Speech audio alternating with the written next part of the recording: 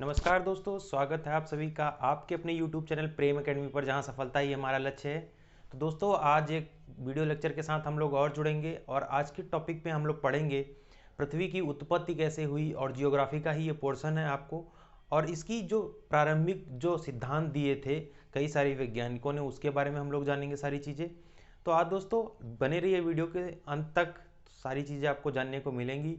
मैं बहुत ही ब्रीफ और बहुत ही डिस्क्रिप्टिव मैनर में आपको पढ़ाने वाला हूँ चीज़ों को। तो बस आपको करना क्या है, जुड़े रहना है, कॉपी कलम ले लीजिए अपना और वीडियो के लास्ट तक बने रहिएगा।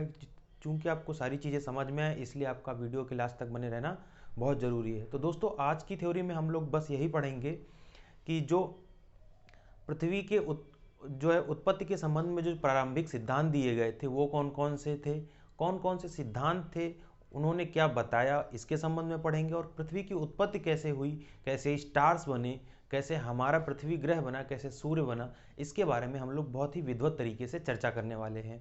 तो दोस्तों चलिए शुरू करते हैं आज के इस लेक्चर को, जिसका टॉपिक है ओरिजिन ऑफ अर्थ, पृथ्वी की उत्पत्ति। तो आज के टॉपिक का हम लोग नाम डाल देते हैं, सबसे पहले तो यही काम कर लेते हैं, ओरिजिन ऑफ अर्थ। तो ये हमारा आज का टॉपिक है, ओरिजिन ऑफ अर्थ। तो देखिए, इसके बारे में बहुत सारी थ्योरीज हैं दोस्तों। आप सभी को पता होगा कि आज से लगभग 13.5 बिलियन वर्ष पहले क्या हुआ, एक बिग बैंग, जो एक विस्फोट हुआ जिसको सुपरनोवा बोलते हैं हम लोग। उसके बाद क्या हुआ, पृथ्वी की उत्पत्ति हुई। लेकिन उससे पहले कई सारे सिद्धांत कई सारे वैज्ञानिकों ने दिए और अपनी विभिन्न थ्योरियां बताई कि ऐसे नहीं, ऐसे उत्पत्ति हुई। तो उन सारे सिद्धांतों के बारे में हम लोग जानेंगे। पढ़ना जरूरी होता है क्योंकि सवाल कहीं से भी बनते हैं एग्जाम में और कुछ भी पूछा जा सकता है। तो जरूरी नहीं है कि जहाँ जो थ्योरी प्रूफ है, जो सही है, वही पूछी जाएगी एग्जाम में। सारा कुछ पूछा जाता है, तो इसलिए मैं हर एक चीज़ आपसे छोटी छोटी आज की वीडियो में डिस्कस करूंगा। तो पहली जो थ्योरी थी आपकी, वो गैसीय राशि सिद्धांत की थ्योरी थी। 1755 में दी थी आपकी, किसने, इमैनुअल कांट ने। किसने, इमैनुअल कांट ने। इमैनुअल कांट की एक थ्योरी थी, इमैनुअल कांट। इन्होंने 1755 में अपनी एक कौन सी, गैसीय राशि सिद्धांत थ्योरी दी। गैसीय राशि सिद्धांत, ये इनका थ्योरी था। ठीक, इनकी थ्योरी के हिसाब से ये मानते थे कि जो ब्रह्मांड है पहले, वो एक आद्य पदार्थ था। और ये आद्य पदार्थ क्या था, बहुत ही ठंडा था। क्या कि ये जो पूरा ब्रह्मांड है पहले एक आद्य पदार्थ के रूप में था, और ये आद्य पदार्थ बहुत ही ठंडा था। और क्या हुआ था कि समान रूप से बिखरा हुआ था। समान रूप से क्या था, बिखरा हुआ था। और इनका मानना यह था कि यही जो बिखरा हुआ आद्य पदार्थ था ठंडा, उसी से क्या हुआ कि पृथ्वी और अन्य ग्रहों की उत्पत्ति हुई। ठीक, उसी से सूरज की उत्पत्ति हुई, उसी से अन्य ग्रहों की उत्पत्ति हुई। इनका मानना यह था कि ये हमारा जो एक जो पिंड है, इसके वलयाकार में क्या हुआ कि इसका बिखराव हुआ इस प्रकार से। ठीक है, इस प्रकार से इसका बिखराव हुआ। और कहा कि ये जो छोटे छोटे कण थे, जो छोटे छोटे ये जो पदार्थ था, ये छोटे छोटे टुकड़ों में, जिनको हम छोटा छोटा बोल रहे हैं, इनके हिसाब से वो बहुत बड़े बड़े टुकड़े, ये क्या हुए कि इसके चारों तरफ, इस टुकड़े के चारों तरफ चक्कर लगाने लगे। और इसी को इन्होंने सन माना और कहा कि ये जो ग्रह का निर्माण है वो कुछ इस प्रकार से हुआ कि पहले जो आद्य पदार्थ था ये ठंडा था, फिर क्या हुआ कि इसमें बिखराव हुआ, और उसी बिखराव के कारण क्या हुआ कि सौर मंडल में ग्रह, उपग्रह और क्या, चांद तारे बने। उसके बाद में एक थ्योरी आती है आपकी, कौन सी, कहा कि लाप्लास की थ्योरी आती है। इन्होंने कौन से दिया, निहारिका का सिद्धांत दिया। लाप्लास एक मैथमेटिशियन थे जर्मनी के। उन्होंने एक सिद्धांत दिया, क्या कहा कि जो ये आद्य पदार्थ था ये ठंडा नहीं था, इनके जस्ट अपोजिट कहा कि ये जो है ये कोल्ड नहीं था, ये कहा बहुत गर्म था, बहुत गर्म था और मंद गति से घूर्णन कर रहा था, मंद गति से घूर्णन कर रहा था। अब घूर्णन और परिक्रमण दो चीजें होती हैं, ध्यान से सुनिएगा आप लोग। घूर्णन और परिक्रमण दो चीजें हैं। घूर्णन का मतलब क्या होता है कि जब कोई वस्तु अपने अक्ष पर घूमे, जब कोई वस्तु अपने अक्ष पर घूमे तो उस स्थिति को बोलते हैं घूर्णन। और परिक्रमण की बात करें, जब कोई वस्तु किसी बिंदु के चारों ओर घूमे तो उसको बोलते हैं परिक्रमण। ठीक, तो ये दो चीजें हो गई। तो अब आगे बात करते हैं इसमें। इन्होंने क्या कहा, लाप्लास ने, लाप्लास की थ्योरी के बारे में हम लोग पढ़ रहे हैं। लाप्लास साइंटिस्ट थे, ठीक, मैथमेटिशियन, ठीक, मैथमेटिशियन थे ये। कहाँ के? जर्मनी के, जर्मनी के। ये 1796 में इन्होंने अपनी थ्योरी दी और बताया क्या, एक मिनट जरा मैं आपको देख लूँ जरा, यहाँ पर क्लियर दिख रहा है कि नहीं आपको? ठीक है, तो आपको दिखाई दे रहा है ये। तो लाप्लास मैथमेटिशियन थे जर्मन के। इन्होंने 1796 में एक थ्योरी दी जिसको बोला निहारिका सिद्धांत। निहारिका सिद्धांत के हिसाब से इनका मानना क्या था कि ये जो पृथ्वी, जो ब्रह्मांड है, इसका निर्माण कैसे हुआ। इन्होंने ये थ्योरी दी कि जो ये आद्य पदार्थ था ये गर्म नहीं था, कहा ये ठंडा नहीं था। इन्होंने कहा कि जो ये आद्य पदार्थ है ये पहले बहुत गर्म था, पहले बहुत क्या हुआ, गर्म था। ठीक, ये जो आद्य पदार्थ है पहले बहुत हॉट था। ठीक, पहली बात तो आपको मैं सारे स्टेप्स बताते जाऊंगा। पहले गर्म था और क्या कर रहा था, बहुत ही स्लो मोशन में क्या कर रहा था, गुणन कर रहा था, स्लो मोशन में गुणन कर रहा था। अब इस स्लो मोशन में गुणन क्या हुआ, जो ये गुणन कर रहा था इसी को इन्होंने क्या कहा, कि ये निहारिका है। इन्होंने क्या कहा कि ये जो गुणन कर रहा है ये निहारिका है। फिर कहा कि कुछ समय बाद क्या हुआ कि ये जो पदार्थ था इसका आयतन कम हो गया, इस पदार्थ का आयतन क्या हुआ, कम हो गया। अब जब आयतन कम हुआ तो घूर्णन की गति में क्या हो गई, वृद्धि हो गई। घूर्णन की गति में क्या हो गई, इन्होंने कहा कि घूर्णन की गति में क्या हुई, फिर वृद्धि हो गई। ठीक, वृद्धि हो गई। अब क्या हुआ, जब घूर्णन की गति में वृद्धि हुई तब क्या हुआ, एक अपकेंद्रीय बल उत्पन्न हुआ। उसके बाद क्या हुआ कि एक अपकेंद्रीय बल क्या हुआ, उत्पन्न हुआ। और ये जो अपकेंद्रीय बल था ये गुरुत्वाकर्षण से अधिक था। ये किससे बड़ा था, ये जो आपका ग्रेविटेशनल फोर्स था उससे अधिक था, उससे अधिक था। तब क्या हुआ कि ये जो अपकेंद्रीय बल था ये ग्रेविटेशनल फोर्स से अधिक था। तब अब मतलब क्या है कि जब कोई वस्तु अपनी जगह पर घूर्णन कर रही है, अपनी जगह पर घूम रही है, और इसके अंदर जो अपकेंद्रीय बल है, जो आसपास जो ये आपका ग्रेविटेशनल फोर्स इसके अंदर जो है, ये कहा कि जो अपकेंद्रीय बल है ये ग्रेविटेशनल फोर्स से अलग हो गया। अब जब ये ग्रेविटेशनल फोर्स से ज़्यादा हो गया तो क्या हुआ, यहाँ से कुछ छल्ले छूटना शुरू हो गए, कुछ छल्ले छूटना शुरू हो गए। ठीक, फिर क्या हुआ, अब जब निहारिका से छल्ला अलग हो गया और जब इसी प्रकार से कई छल्ले छूटते रहे, कई छल्ले छूटते रहे, फिर यही छल्ले मिलकर क्या हुआ कि ये एक पिंड था। अब पिंड के चारों ओर ये छल्लों में घूमने लगे। अब इसी से क्या हुआ, इन्होंने माना कि इसी से क्या हुआ कि ग्रहों उपग्रहों का निर्माण हुआ। ठीक, ये तो थी आपकी लाप्लास की थ्योरी। और कहा कि ये जो आद्य पदार्थ में से जो जितने छल्ले निकलने थे वो तो निकल गए, और जो बचा, जो चीज बच गई, कहा कि यही जो बचा हुआ पदार्थ है, जो मैटर है, यही क्या है, आपका सूर्य है। तो ये थी आपकी लाप्लास की निहारिका थ्योरी, निहारिका सिद्धांत था। ठीक है, जो आपका आया था 1796 में। अब 1900 में एक थ्योरी और आई, किसकी, चेम्बरलेन और मोल्टन की। ठीक है, चेम्बरलेन और मोल्टन की, ये ग्रहाणु संबंधी थ्योरी इनकी भी थी। अब इनका क्या कहना था,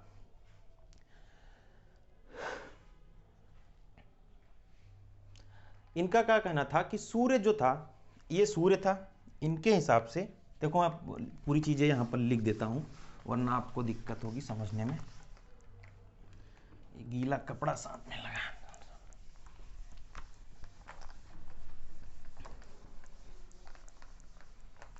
अब जो हमारी अगली थ्योरी है वो किसकी है, चेम्बरलेन की। ठीक है, किसकी, चेम्बरलेन की।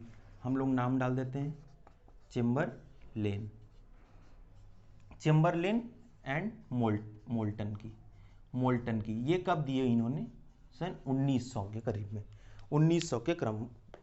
ठीक, अब क्या कहा, इन्होंने कहा कि जो सूर्य है, सूर्य के पास में क्या हुआ, ये आपका सन है, सन के पास में क्या हुआ कि एक कोई भ्रमणशील तारा आ गया, कोई एक भ्रमणशील तारा आ गया। ठीक, भ्रमणशील तारा आ गया सूर्य के पास में, इनकी थ्योरी के हिसाब से कि ये आपका जो सूर्य था, इस सूर्य के किनारे भ्रमणशील कोई एक तारा आ गया।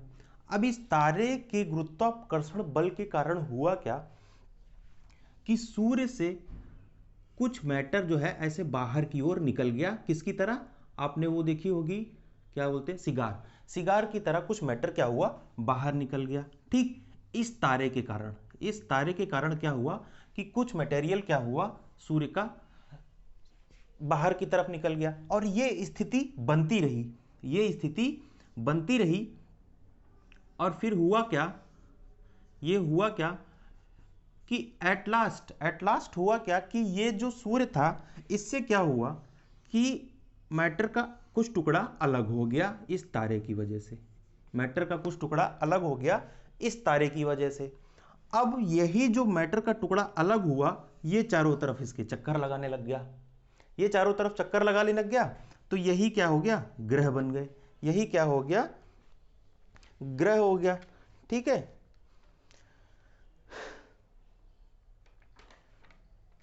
ये हो गई बात। तो ये थी चैम्बरलेन और मोल्टन की थ्योरी। इन्होंने कहा कि सूर्य के पास में एक कोई बाहर से तारा आया, और तारे का गुरुत्वाकर्षण बल चूंकि इतना ज़्यादा था, तो वो सूर्य का जो मैटर था उसको अपनी ओर आकर्षित कर रहा था। अब भाई कोई चीज़ है, अब जैसे लोहे के बहुत सारे टुकड़े, बहुत सारे छोटे छोटे टुकड़े हैं भुने हुए, एकदम मान लीजिए उनको बहुत कूटे हुए, अब बहुत जो है आप हाई ग्रेविटेशनल चुंबक लेके आएंगे, तो जो चुंबकीय क्षेत्र, चुंबक का जो चुंबकीय बल होगा, उसकी वजह से क्या होगा कि लोहे के टुकड़े धीरे धीरे आपके छन के इस साइड आने लग जाएंगे। तो वही सेम प्रक्रिया यहाँ पर भी हुई। हुआ क्या कि जो आपका ग्रेविटेशनल फोर्स था, उस ग्रेविटेशनल फोर्स की वजह से जो सूर्य था उसका क्या हुआ कि कुछ जो द्रव्यमान था वो वहां से निकलकर बाहर हो गया, और वो क्या हुआ कि फिर सूर्य के चारों ओर ऐसे चक्कर लगाने लगा। फिर क्या हुआ, संघनन के कारण वो बाद में ठंडा हो गया, और ठंडा होकर वही क्या कालांतर में ग्रहों का रूप ले लिया। तो ये थी आपकी चैम्बरलेन और मोल्टन की थ्योरी। उसके बाद में आता है ज्वारीय परिकल्पना, ज्वारीय परिकल्पना। ठीक है,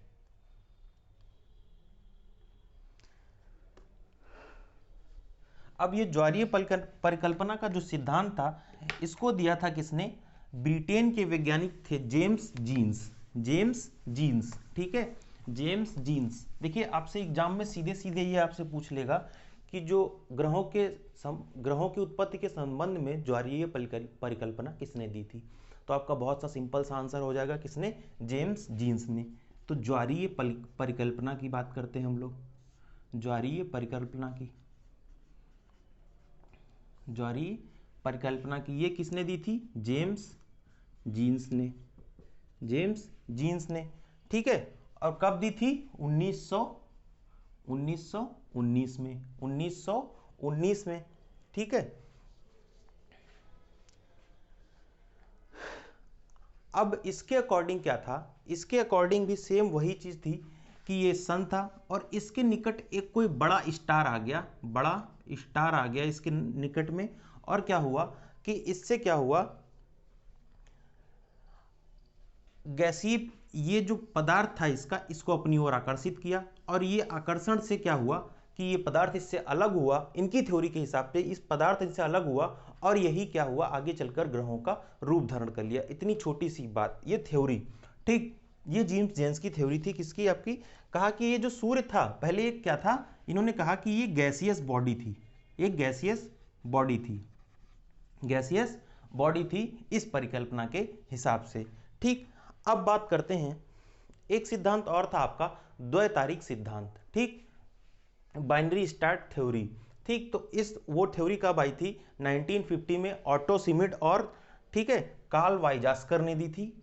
ऑटो शिमिड और कार्ल वाइजास्कर नाम के दो वैज्ञानिक थे, उन्होंने दी थी। तो ये बात भी आप लोग नोट कर लीजिएगा। अब आते हैं जो हमारा सबसे मेन टॉपिक है आज का, बिग बैंग थ्योरी के बारे में हम लोग जानेंगे। ठीक है, या फिर हम ये कह लें कि ये एक मॉडर्न थ्योरी है। मॉडर्न थ्योरीज के बारे में हम लोग जानेंगे। वो तो अभी तक हम लोग पढ़ रहे थे जो बहुत ही अर्ली थ्योरीज थी, बहुत ही जो पहले की थ्योरीज थी उनके बारे में हम लोग जान रहे थे। अब हम लोग बात करेंगे मॉडर्न थ्योरीज के बारे में, और जब हम मॉडर्न थ्योरीज की बात करते हैं तो बिग बैंग की बात ही करते हैं। तो आप सभी को पता होगा आज के लगभग 13.7 बिलियन वर्ष पहले पृथ्वी जब पूरा सौरमंडल में ये जो पदार्थ था इसमें एक बहुत बड़ा विस्फोट हुआ। बहुत बड़ा विस्फोट होने के बाद क्योंकि ये बहुत ज़्यादा गर्म था तो गर्मी की वजह से क्या हुआ, इसमें एक बहुत बड़ा विस्फोट हुआ। और विस्फोट के बाद क्या हुआ कि ये कुछ ही सेकंडों में 3 सेकंड 1 सेकंड में इसका बहुत ही ज़्यादा बहुत बृहद विस्तार हो गया। ऐसा माना जाता है कि 3 मिनट के अंदर ही बिग बैंग के बाद पूरा जो है ब्रह्मांड में विस्तार हो गया। ठीक उसके बाद क्या हुआ कि ये आद्य पदार्थ ठंडा हुआ और ठंडा होने के बाद में क्या हुआ, यही इन्होंने ही ग्रहों का रूप धारण कर लिया। तो ये थी आपकी बिग बैंग थ्योरी। तो बिग बैंग थ्योरी के चक्कर एक छोटा सा हम लोग डायग्राम देख लेते हैं बिग बैंग थ्योरी से रिलेटेड। ठीक है,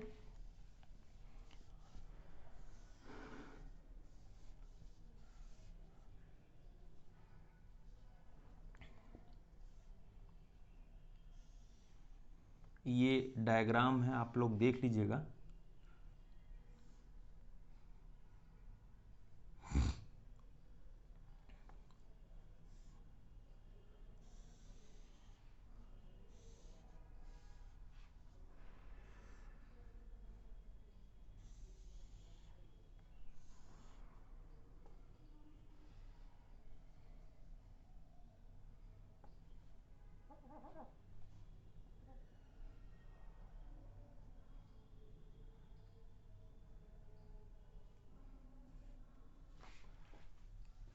ठीक, तो कुछ ऐसा डायग्राम इसका, कहा कि ये जो एक आद्य पदार्थ था ये बहुत ही क्या था, हॉट था, बहुत ही क्या था, गर्म था। और इसमें विस्फोट हुआ। विस्फोट के बाद में क्या हुआ कि इसका प्रसार हुआ, फिर छोटे छोटे जो क्या हुआ, पिंड अलग होते चले गए, छोटे छोटे पिंड इसका अलग होते चले गए। और कहा कि ये जो विस्तार था ये कंटिन्यूअस था, मतलब ये अभी भी हो रहा है। ठीक, ये अभी भी हो रहा है, यानी कि हम इस बात से इसको जान सकते हैं कि आकाशगंगाएं अभी भी क्या है, सौरमंडल से दूर जा रही हैं। कुछ लगभग आपको बता दूं 68.3% आकाशगंगाएं क्या दूर जा रही हैं, एक्सेलरेट हो रही हैं। एक कोई ऐसी पावर है जिसकी वजह से क्या हो रही हैं, वो एक्सेलरेट हो रही हैं। ठीक, ये जब इसमें बहुत तेज से आग जली, कहा कि ये जो था कि एक एकाकी परमाणु था। ये कैसा था, एकाकी परमाणु था। और ये परमाणु क्या था, बहुत ज़्यादा गर्म था। ठीक, बिग बैंग थ्योरी की मैं बात कर रहा हूं। एक मिनट जरा सा मैं इसमें इंक भर लूं।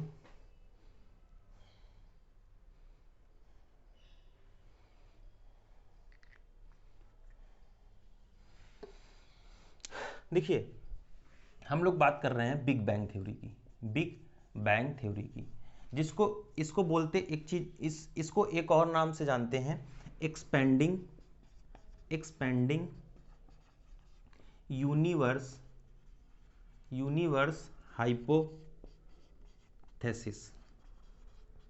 हाइपोथेसिस, ठीक,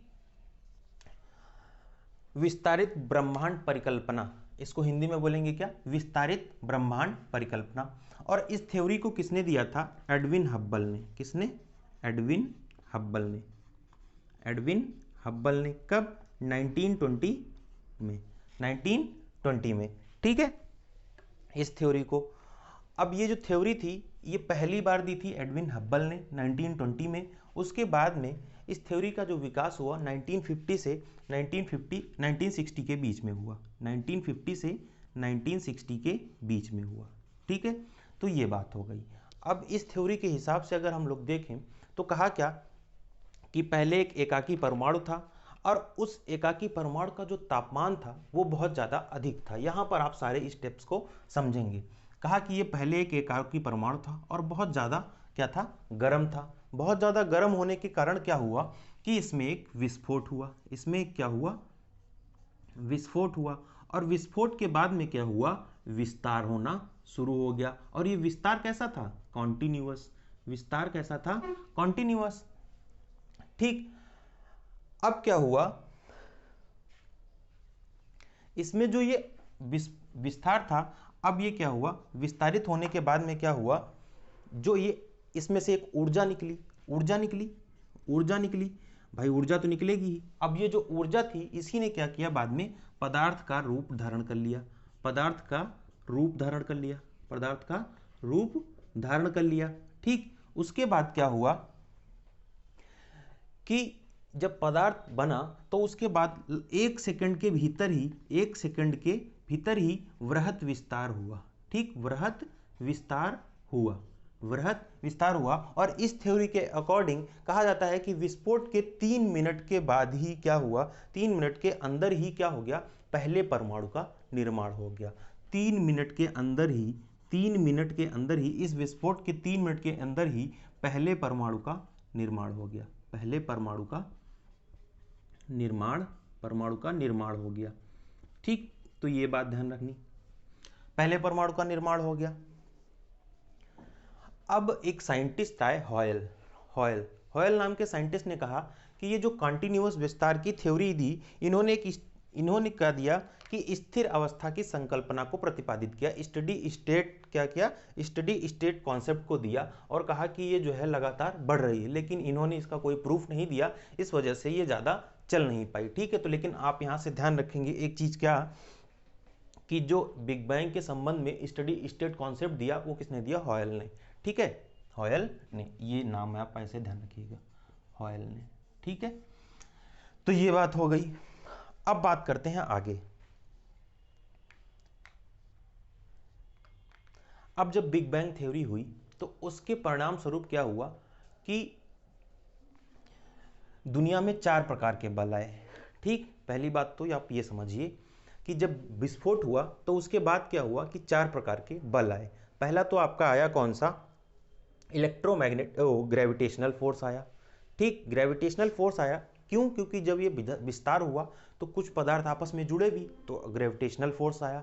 फिर इलेक्ट्रोमैग्नेटिक फोर्स आया।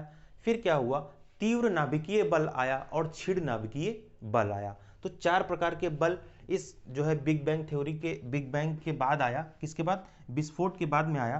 कौन कौन से थे, इसको मैं यहां पर लिखूं, कौन कौन से थे, 4 बल आए, कौन कौन से। पहला तो आया आपका ग्रेविटेशनल फोर्स, ग्रेविटेशनल फोर्स। ठीक, ग्रेविटेशनल फोर्स। दूसरा था आपका इलेक्ट्रोमैग्नेटिक फोर्स, इलेक्ट्रोमैग्नेटिक फोर्स। तीसरा कौन सा था आपका, तीव्र नाभिकीय बल। और चौथा था आपका क्षीण नाभिकीय, क्षीण नाभिकीय बल, क्षीण नाभिकीय बल। तो ये 4 बल आए।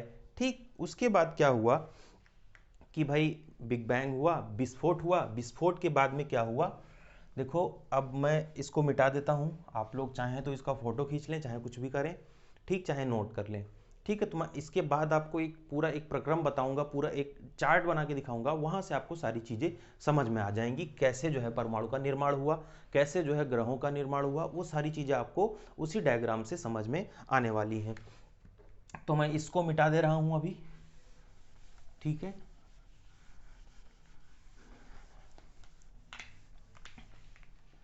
दिख रहे हैं आप लोग को एग्जैक्ट एकदम, पेन मार्कर में कोई दिक्कत तो नहीं।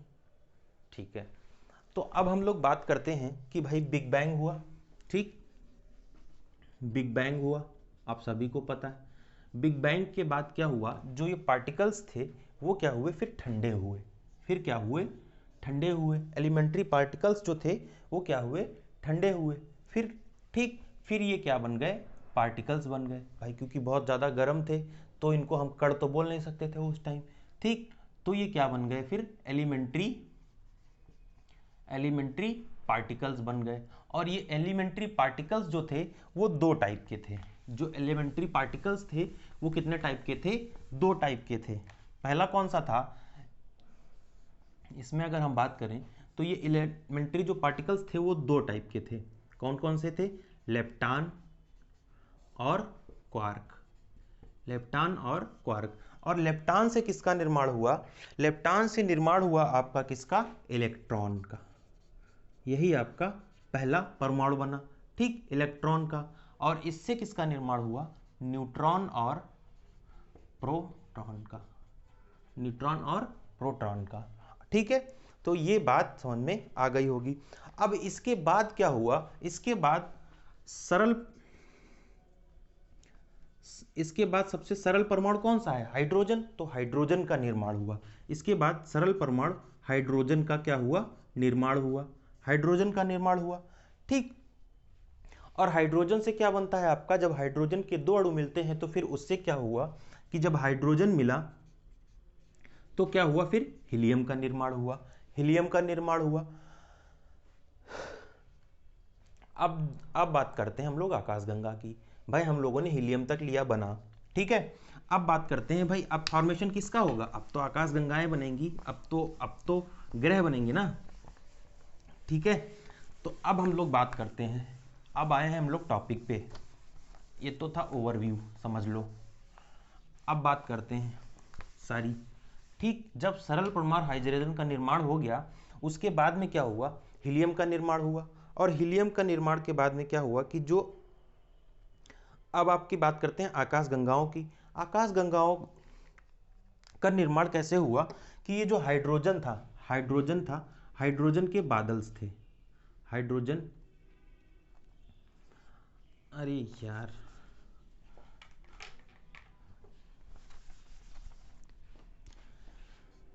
ठीक। हाइड्रोजन के क्या थे? हाइड्रोजन के जो बादल थे, क्लाउड्स थे, इन्हीं से क्या हुआ? आकाशगंगाओं का निर्माण हुआ। इन्हीं से क्या हुआ? आकाशगंगाओं का निर्माण हुआ। ये जो क्लाउड्स थे इनको क्या बोलते थे? नेबुला। इनको क्या बोलते थे? नेबुला। और ये कई सारे नेबुला जुड़कर क्या बनाते थे? क्लस्टर। कई सारे नेबुला मिल जुड़कर क्या बना देते थे? क्लस्टर। और ये नेबुला जुड़ते क्यों थे आखिर? अभी मैंने आपको बताया, ग्रेविटेशनल फोर्स के कारण, जीएफ के कारण। गर्लफ्रेंड नहीं, ग्रेविटेशनल फोर्स। गर्लफ्रेंड के कारण तो भी जुड़ते हैं, लेकिन ग्रेविटेशनल फोर्स की यहां पर बात हो रही है। नेबुला, नेबुला से क्या बना? क्लस्टर। अब क्लस्टर से क्या हुआ कि जब हाइड्रोजन के जो क्लाउड्स थे, अब इनका जब कोलाइजन हुआ, जब टकराव हुआ, तब क्या हुआ? इनके कोलाइजन से क्या हुआ? प्रोटोस्टार का निर्माण हो गया। किसका? प्रोटोस्टार का निर्माण हुआ। प्रोटोस्टार का निर्माण हुआ। इनके कोलाइजन से क्या हुआ? प्रोटोस्टार का निर्माण हुआ, ठीक है। तो ये बात हो गई आपकी।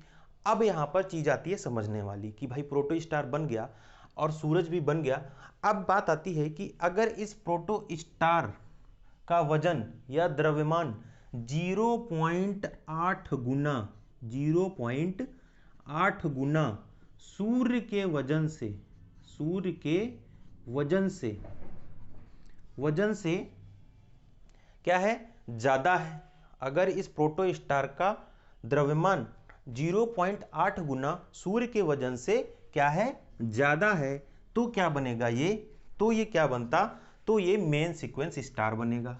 तो ये मेन सीक्वेंस स्टार बनेगा। मेन सीक्वेंस स्टार बनेगा।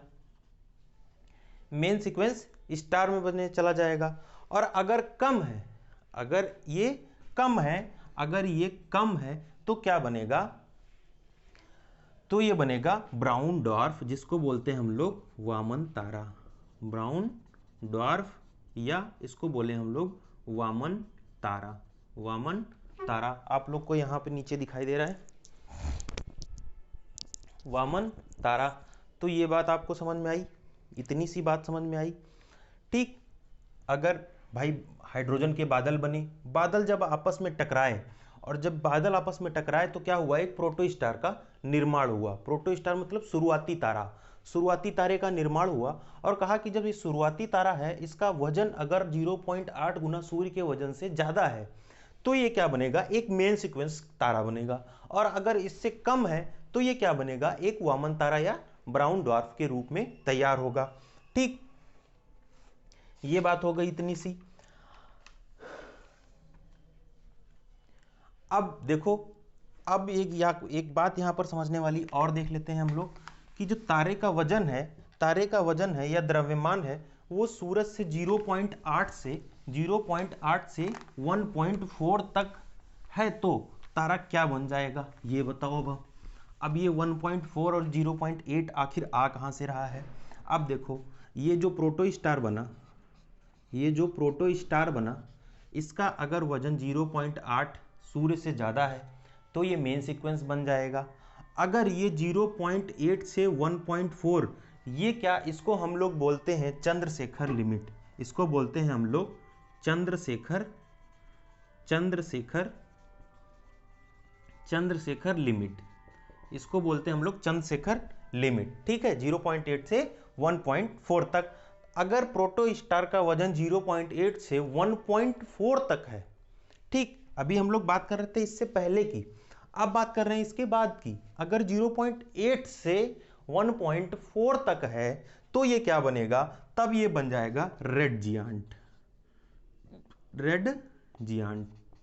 ठीक, जिसको हम लोग बोलते हैं लाल दानो बोल सकते हैं या फिर लाल विशाल तारा बोल सकते हैं। ठीक है, तो रेड जियांट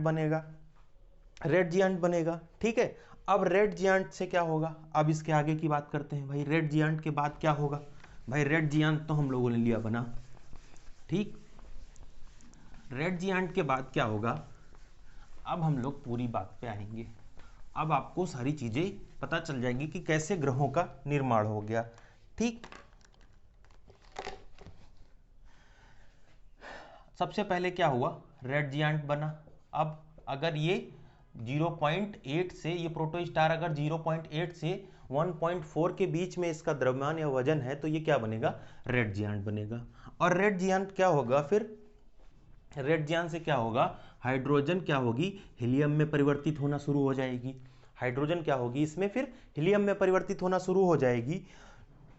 और फिर क्या होगा कि ये क्या होगा कि ये रेड जियांट स्टार बन जाएगा, एक रेड स्टार बन जाएगा। अब उसके बाद में क्या होगा, जब ये स्टार बन जाएगा तो इसमें से क्या होगा, कार्बन, ऑक्सीजन, ठीक है, कार्बन, ऑक्सीजन ये सब निकलेंगे।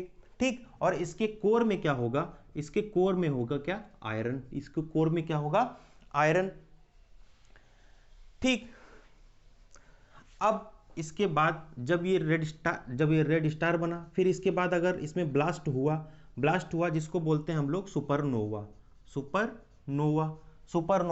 सुपरनोवा। अब जब ये ब्लास्ट होगा तो इसका कुछ एलिमेंट क्या होगा, ब्रह्मांड में खो जाएगा और कुछ एलिमेंट बच जाएगा।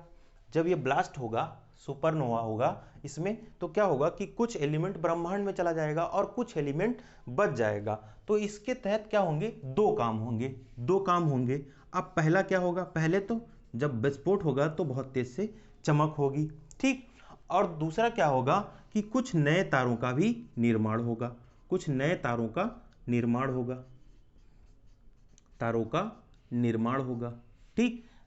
का निर्माण होगा।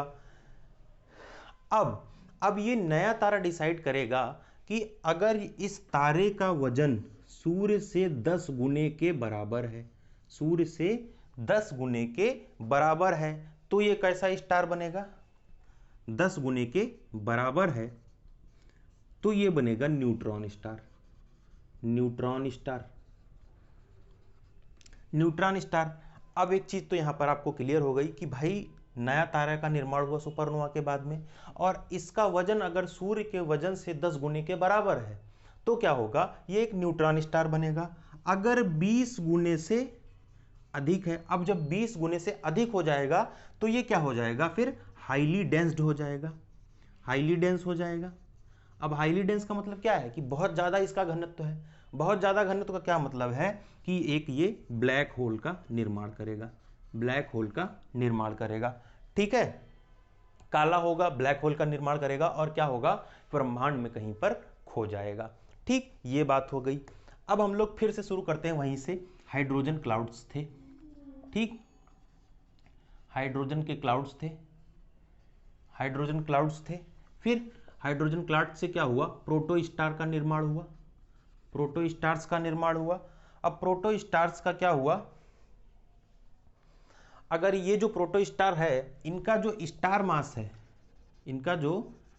मास है, इस प्रोटोस्टार का जो स्टार मास है, ठीक है, अगर 1.4 से ज्यादा है, ठीक है, 1.4 गुना से ज्यादा है तो ये क्या बनेगा, विशाल तारा बनेगा। ठीक है, विशाल तारा बनेगा। और विशाल तारा बनेगा तो उसके बाद क्या होगा, इसकी हाइड्रोजन क्या है, हीलियम में परिवर्तित होना शुरू हो जाएगी, हीलियम में परिवर्तित होना शुरू हो जाएगी। दूसरी बात क्या होगा,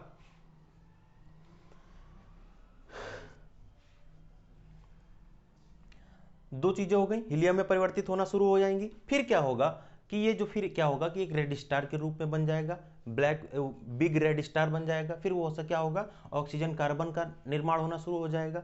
कोर में उसके क्या बचेगी, फिर आयरन बचेगी। फिर मान लीजिए ब्लास्ट होगा, ठीक है, ब्लास्ट हुआ सुपरनोवा, तो उसके बाद क्या होगा कि कुछ एलिमेंट्री पार्टिकल्स जो हैं वो ब्रह्मांड में खो जाएंगे और कुछ जो बच जाएंगे वो आपके क्या होंगे, स्टार बनेंगे। क्या होगा, स्टार बनेंगे, ठीक है, स्टार बनेंगे। अब देखिए यहाँ पर दो तीन चीजें आपको समझ में आएंगी। पहली बात तो ये कि मेन सीक्वेंस स्टार्स क्या होते हैं। मेन सीक्वेंस स्टार आपके जो सारे ग्रह हैं ये सारे मेन सीक्वेंस स्टार हैं, ठीक है। अब इनमें कैटेगरी में डिवाइड की गई है, उस कैटेगरी को आप इनको कैटेगरी में O B A F G के एम इन कैटेगरीज में डिवाइड किया गया है। किसको, मेन सीक्वेंस स्टार को, मेन सीक्वेंस स्टार्स को, मेन सीक्वेंस स्टार को इन कैटेगरी में। इनका टेम्परेचर क्या होता है, बहुत हाई होता है। इनका टेम्परेचर क्या होता है, बहुत हाई होता है। इनका टेम्परेचर क्या होता है, बहुत ही लो टेम्परेचर होता है। या फिर इनको कह सकते हैं कि इनका टेम्परेचर क्या होता है, ये कूल ग्रह, ठंडे ग्रह होते हैं जो एम कैटेगरी में आते हैं, ठीक है। अगर हम सूर्य की बात करें तो ये जी कैटेगरी का तारा है, ठीक है। सूर्य की बात करें तो ये कैसा है, जी कैटेगरी का तारा है। तो आपको ये सारी चीजें इतनी समझ में आ गई होंगी कि कैसे कैसे तारों का निर्माण हो रहा है। तो आज की क्लास में हमने आपको जो भी चीजें कंप्लीट होनी थी वो कर दी। जो सारे कॉन्सेप्ट्स थे वो आपको आई होप कि क्लियर हो गए होंगे। अगर वीडियो देख के एक बार में क्लियर नहीं होता है तो आप दो बार वीडियो देखिए। दो बार जब चीज़ों को देखेंगे आप दोबारा समझने की कोशिश करेंगे और नोट्स जरूर बनाइए। जब नोट्स बनाकर दोबारा इनको पढ़ेंगे तो आपको चीज़ें बिल्कुल समझ में आ जाएंगी, ठीक है। इतना तो मेरा आपसे दावा है। तो दोस्तों आज की क्लास में बस इतना ही। मिलेंगे हम लोग नेक्स्ट क्लास में एक नए टॉपिक के साथ में, जहां पर हम लोग पढ़ेंगे सौर मंडल के बारे में, सोलर सिस्टम के बारे में और सारे ग्रहों के बारे में बहुत अच्छे से जानेंगे, ठीक है। 8 ग्रहों के बारे में जानेंगे हम लोग, सूर्य के बारे में जानेंगे और जो दूरियां हैं, जो दूरियों के मात्रक हैं उनके बारे में भी हम लोग पढ़ेंगे। तो be prepare for next class और प्रिपेयर प्रीवियस क्लास। कुछ भी करिए, आप क्वालिफाई होइए एग्ज़ाम, चाहे जितनी मेहनत करनी पड़े दिन रात लगा दीजिए। क्योंकि आपके घर वालों ने अगर भेजा है यहाँ, आपको पढ़ने भेजा है कहीं पे, तो आप समझ लीजिए कि उनका दिल कितना बड़ा है कि आपको पाल पोस रहे हैं, ठीक है। तो आपको उस कर्ज को चुकाना है। आप बने रहिए, आप पढ़ते रहिए, आपसे जितना दम हो सकता है लगाते रहिए, ठीक है। और हम आपके साथ में बने रहेंगे दोस्तों। तो मिलेंगे अगली वीडियो में, तब तक के लिए बने रहिए प्रेम एकेडमी पर, जहां सफलता ही हमारा लक्ष्य है। धन्यवाद। जय हिंद, जय भारत।